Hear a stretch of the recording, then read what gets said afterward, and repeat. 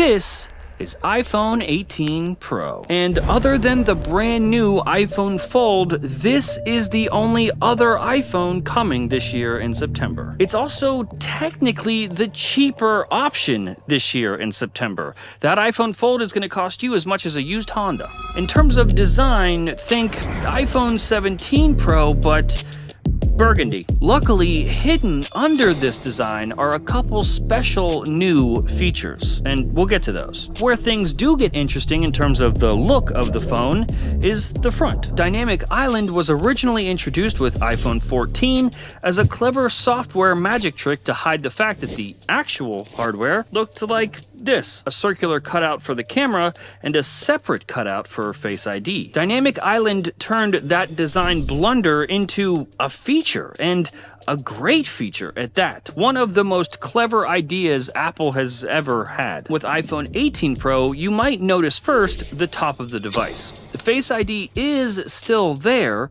but now it's here. Face ID seems to be heading under the display this year, leaving only the front-facing camera visible, which will be moved over here to the left. Okay, so then what about Dynamic Island? Well, at this stage, obviously, Dynamic Island is too integral to the actual software experience itself. It's one of those things that helps make iPhone feel like the iPhone. So that is staying, but it's also moving. Overall, smaller because it doesn't have the Face ID array to compete with, but functionally, effectively, it's the same. This slight change to the actual physical design of the phone reminds me a lot of the jump from iPhone 13 Pro to 14 Pro. The only way you and your friends will know you have the new one is the front. There is another way that you'll be able to tell which iPhones are new this year: color. Apple is testing 3 new colorways for iPhone 18 Pro: burgundy, brown, which is just a burgundy or burgundy, and purple. The cameras this year are getting a massive upgrade. An upgrade that I would argue is the most significant upgrade that has come to iPhone camera systems since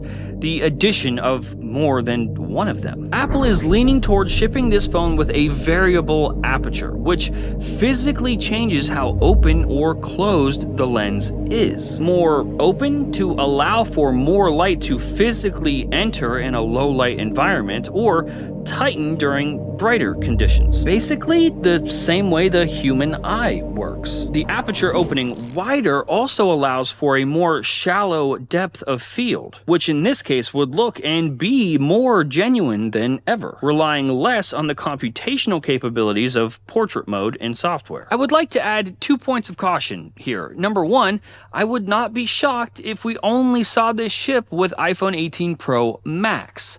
And number two, I happen to know that they also tested this last year with iPhone 17 Pro, and obviously this did not ship with that device, so do with that information what you will. There is so much more iPhone 18 Pro to talk about, and we'll do that after hearing from today's sponsor. Out of all of the VPNs on the market, I use one of them: Surfshark. From all the benefits of a VPN, like hiding your IP address, accessing geo-restricted content, public Wi-Fi protection, and general online security, you're smart. You know why VPNs are important. I'm just here to tell you that Surfshark is the one that I use. It's the one that I trust. Use across unlimited devices, desktop, phone, or tablet. No logs are stored. They have amazing 24/7 customer service and 4,500 servers across 100 countries. Surfshark is a VPN that does not compromise your experience. You basically forget that you're using one. And there are other services like Surfshark Search that avoid ads and tracking. That's a great bonus. Even greater is getting 4 extra months for free at surfshark.com/FPT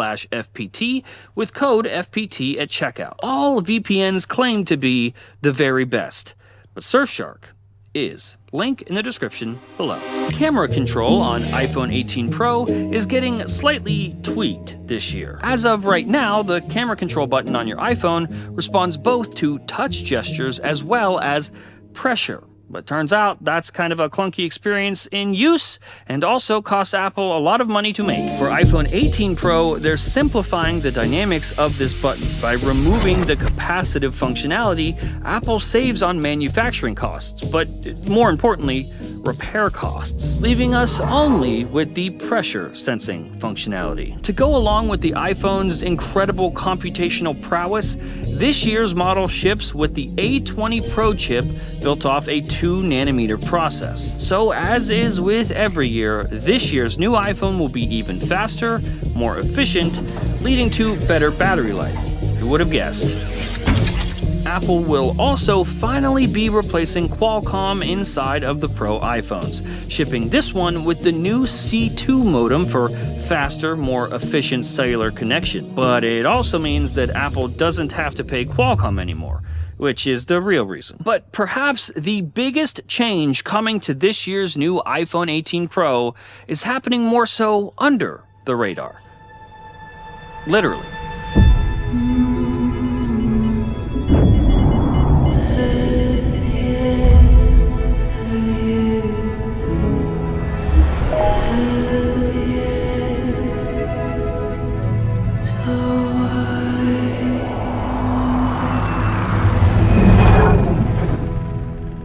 Apple has been working on integrating support for 5G networks that are broadcasted from satellites, rather than only relying on towers built out of Elmer's glue and chewed up bubblegum that are sticking out of the ground here on Earth. This is a plan that I believe became very obvious once they implemented emergency SOS features via satellite back with the iPhone 14. And just like those features, this is a big deal. It is a game changer. It's one of those things that tweaks the landscape moving forward, not just for iPhone, but for everybody. But by the time this is all implemented 100% of the way they envisioned across all of their devices, Tim Cook will be long gone, because that guy is leaving.